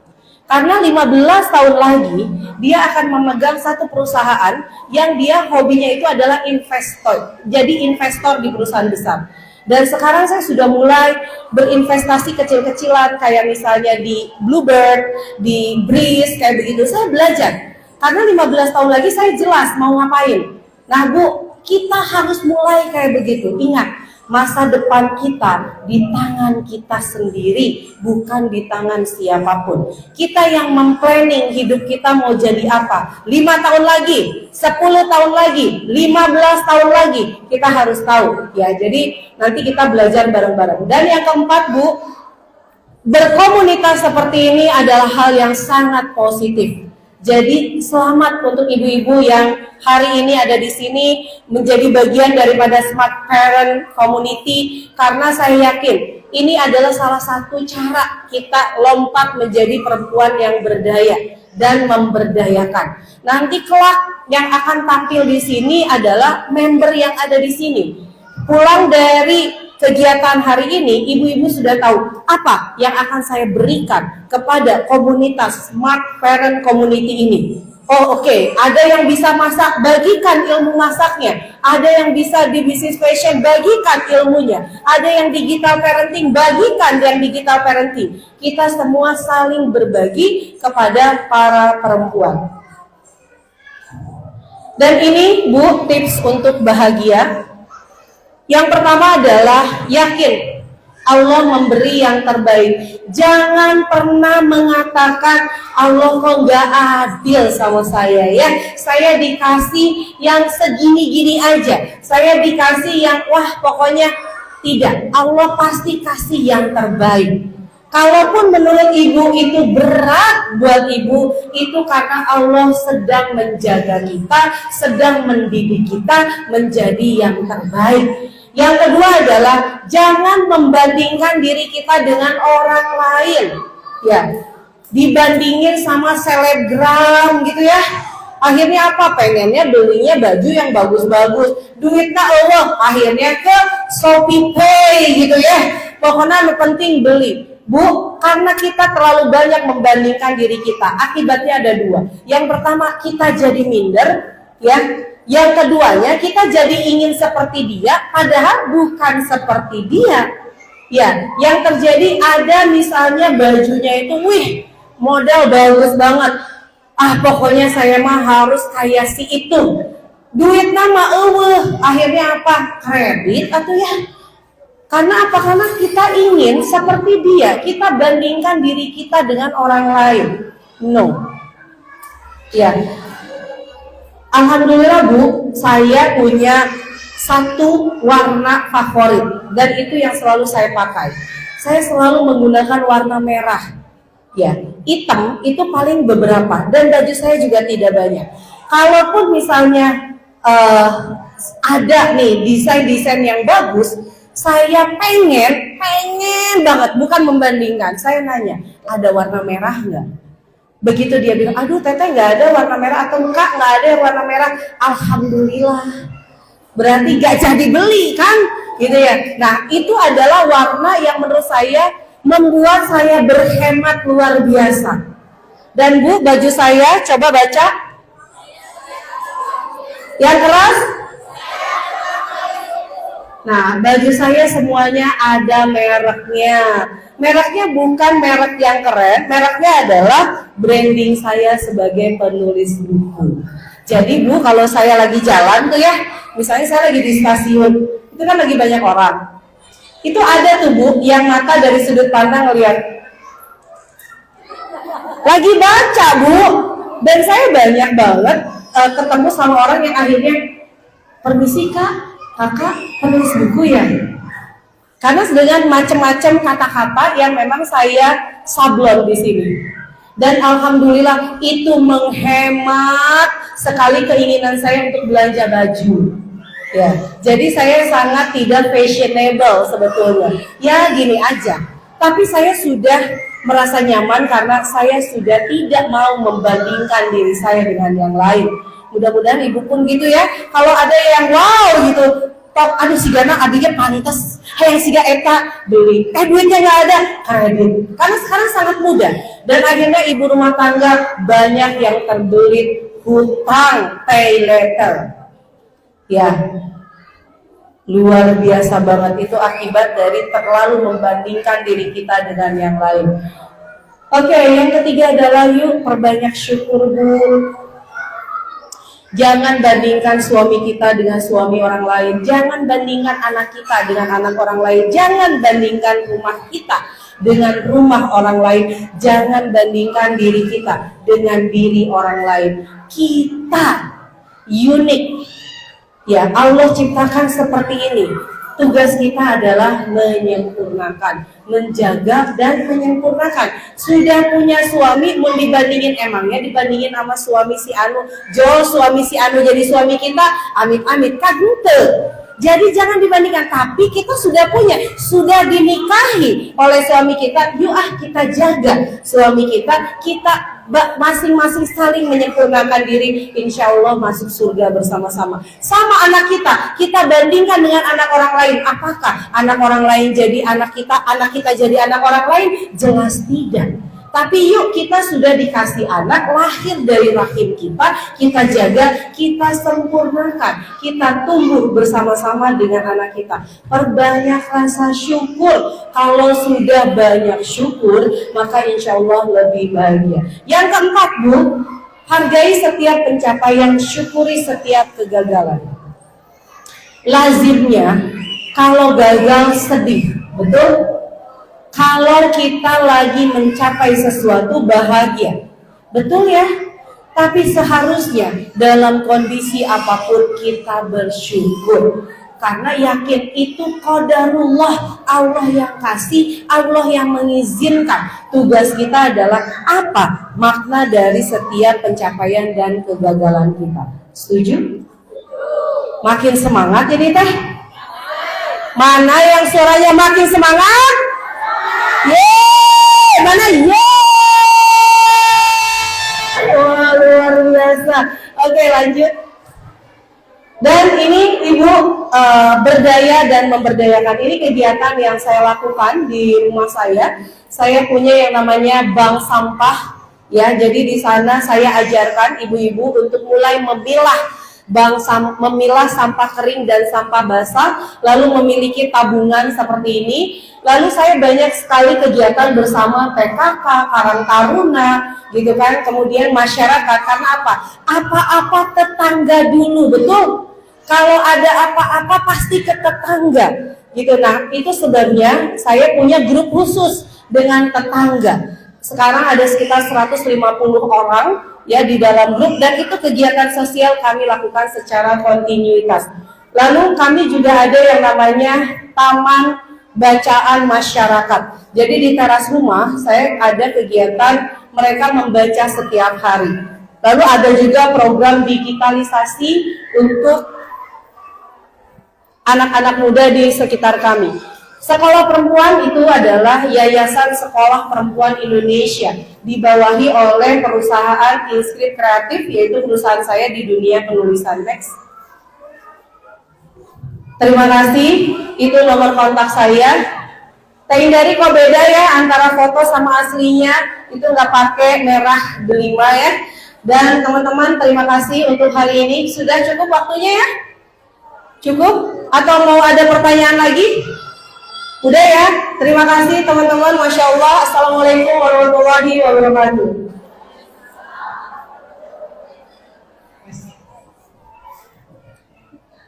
Alhamdulillah, kami ucapkan terima kasih kepada Ibu Sudari Ruki yang telah memberikan ilmu kepada kita semua. Semoga kita semua dapat mengambil hikmah dan pelajaran dari apa yang disampaikan oleh beliau. Ibu-ibu, tepuk mantap dulu dong. Ada yang mau tepuk mantap? Coba deh. Tepuk mantap.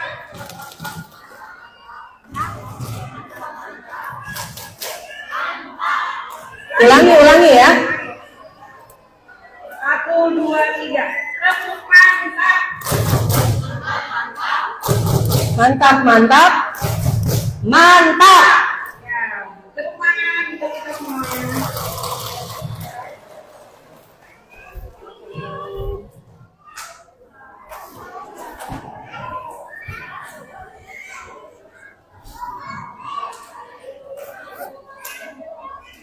Acara selanjutnya sebagai tanda terima kasih